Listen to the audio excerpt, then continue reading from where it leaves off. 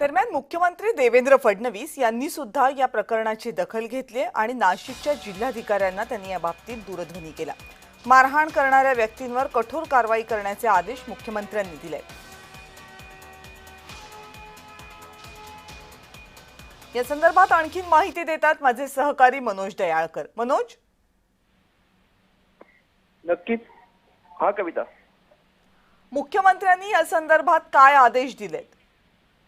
नक्कीच कविता, आपण घटना बघितली तर नाशिक त्र्यंबकेश्वर येथे पत्रकारांना मारहाण करण्यात आलेली आहे। किरकोळ पार्किंगच्या वादावरून ही मारहाण करण्यात आलेली आहे आणि यावरती आपण बघितलं तर जे पत्रकार ते गंभीर जखमी झालेले आहेत मारण्यावरून आणि त्यानंतर त्यांना रुग्णालयामध्ये दाखल करण्यात आलेले आहे आणि त्याची दखल आता मुख्यमंत्री देवेंद्र फडणवीस यांनी देखील घेतलेली आहे। या पत्रकार मारहाण प्रकरणी मुख्यमंत्री देवेंद्र फडणवीस यांनी कठोर कारवाई करण्याचे आदेशही दिलेले आहेत आणि नाशिक जिल्हाधिकाऱ्यांना फोन करून मुख्यमंत्री यांनी हे आदेश दिलेले आहेत आणि मारहाण करणाऱ्यांविरुद्ध कठोर कारवाई करण्याचे आदेश देखील या ठिकाणी दिलेले आहेत। त्यामुळे गुन्हा दाखल करण्याची प्रक्रिया आता या ज्यांनी मारहाण केलेली आहे त्यांच्यावरती आता सुरू झालेली आहे आणि त्यानंतर आता मुख्यमंत्री आता स्वतः यावरती दखल घेत आहेत आणि आपण म्हणतो किरकोळ या पार्किंगवरून हा वाद झालेला होता आणि यामध्ये जे पार्किंगचे पैसे घेतात त्यांच्याकडे हा मारहाण पत्रकारांना करण्यात आली। पत्रकार त्या ठिकाणी बोलत देखील होते की आम्ही पत्रकार आहोत, पण या ठिकाणी त्यांनी कोणतीही गोष्ट ऐकली नाही आणि त्यानंतर त्यांनी मारहाण देखील केली आहे आणि त्यानंतर आपण म्हणतो